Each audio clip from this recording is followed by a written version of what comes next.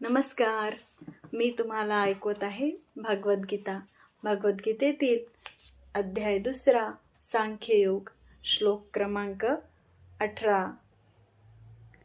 अंतवंत इमे देहा नित्यास्त्योक्तः शरीरिणः अनाशिनो प्रमेयस्य तस्माद्युध्यस्व भारत. अर्थ: अविनाशी, अमर्याद आणि शाश्वत जीवात्म्याच्या शरीराचा निश्चितपणे अंत होणार आहे. म्हणून हे भरतवंशजा, तू युद्ध कर.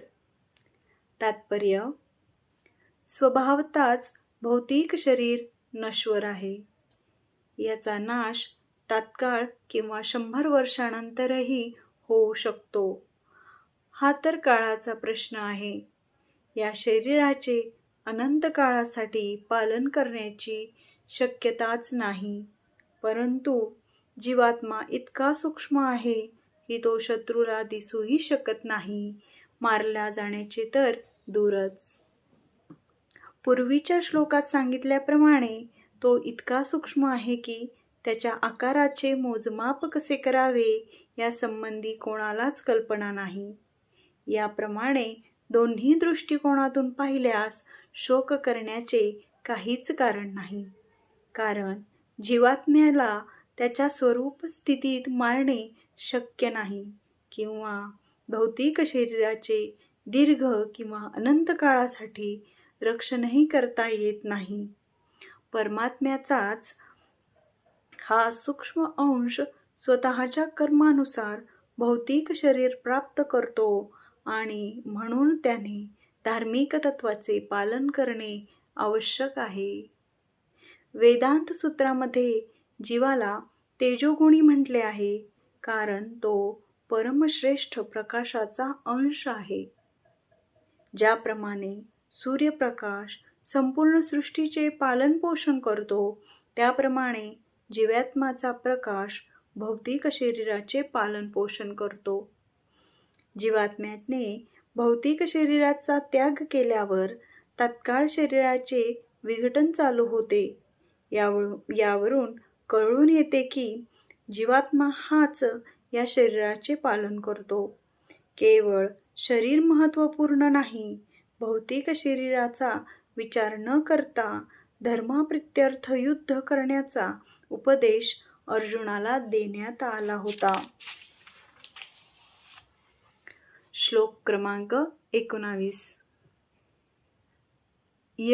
येन वेति हंतारं यच्छेनं मन्यते हतम् उभोतो न विजानीतो नायं हन्ति न हन्यते.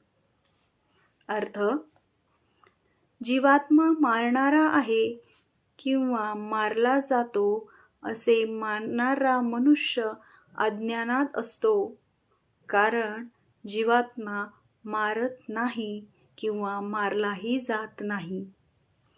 तात्पर्य: जेव्हा एखादा शरीरधारी जीवाला प्राणघातक शरीरांनी दुखापत केली जाते, तेव्हा त्या शरीरातील आत्मा मारला जात नाही, हे आपण समजून घेतले पाहिजे.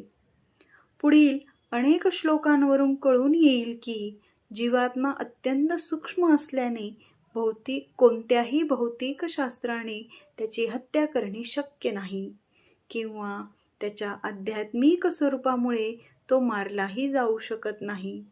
त्याची हत्या होते किंवा त्याची हत्या झाली असे समजले जाते ते केवळ शरीर असते. तथापि ही गोष्ट शरीराच्या हत्येला मुळीच उत्तेजना देत नाही. मा हिंस्याते सर्वभूतानि, कोणाचीही हिंसा करू नका हा वैदिक आदेश आहे. तसेच जीवात्मा मारला जात नाही ही समजूत पशुहत्येलाही प्रोत्साहन देत नाही. कोणाच्याही शरीराला अधिकारविना हत्या करणे हे निंदनीय आहे. तसेच ते राष्ट्राच्या आणि भगवंताच्या दंडसंहितेनुसार निश्चितच दंडनीय आहे. तरीही अर्जुनाला केवळ अविवेकाने नव्हे तर धर्मतत्त्वांकरिता हत्या करण्यास नियुक्त करण्यात आले होते.